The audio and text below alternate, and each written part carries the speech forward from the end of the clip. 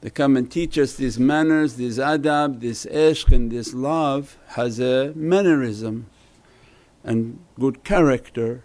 That good character grants us this audience.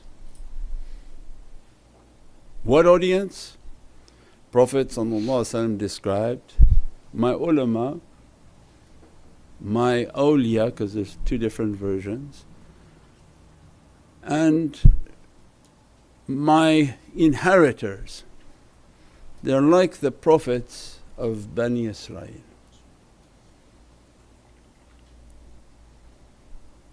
They're like the prophets of Bani Israel. Now we went before but requires to contemplate what Sayyidina Yusuf achieved with all his khidmat, all his service and all the testing that Allah. As-salamu alaykum wa rahmatullahi wa barakatuh. This is Shaykh Nurjan. Thank you for watching the video that you're watching. Inshallah, if you're happy with the content and happy with these programs, please support the button below, the programs that we have for our orphanage repairs, our water well, Give the Gift of Life, our mobile food vans.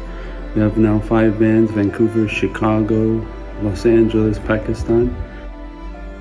There's many programs that reach thousands of people and rescue foods and give those supplies to people in need. Your support is greatly appreciated. Also, be so kind as to leave loving comments and please share the stream.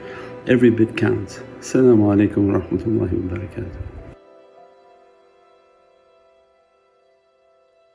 Because he was dressed with the beatific lights of Sayyidina Muhammad.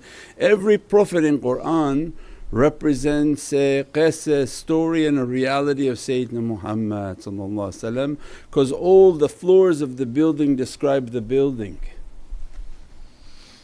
That all of this creation is in an ocean called Muhammadun Rasulullah and La ilaha illallah is the power. But we are not in and partners with Allah. Every prophecy and prophet comes as a characteristic, a description, an example, and Allah chose for Qur'an the best of examples.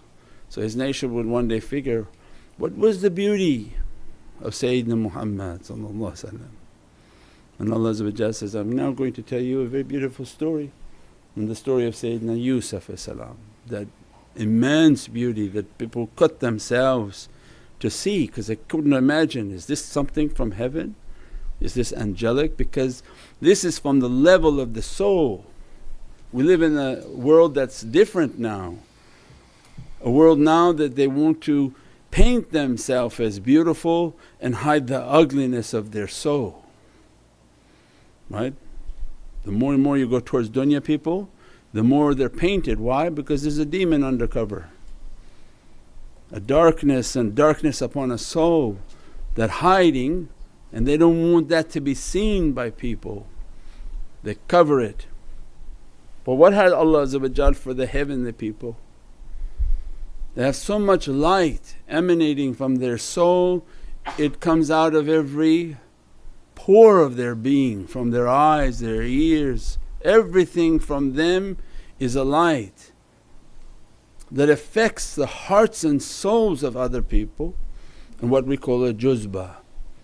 There's an energy coming out. Those who don't have it, they're very jealous of this reality. So they'll make all sorts of teachings and all sorts of propagations that don't be attracted to these types of people, which we call awliyah.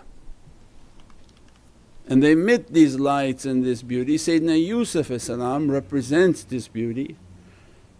Sayyidina Ibrahim represents the companionship to the Divinely Presence.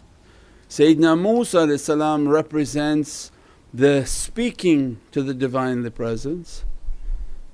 Sayyidina Isa represents like the ruh and the soul of the Divinely Presence. All of those are Muhammadan haqqaiqs.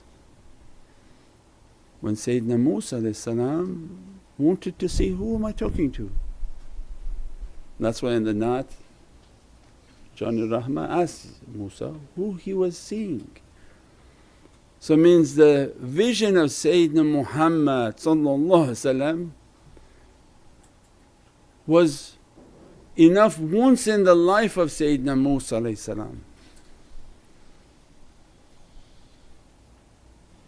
and makes to be from the great prophets of Allah because he was speaking to his Rabb, his authority. So the vision of Sayyidina Musa because he speaks to his authority, he speaks to Sayyidina Muhammad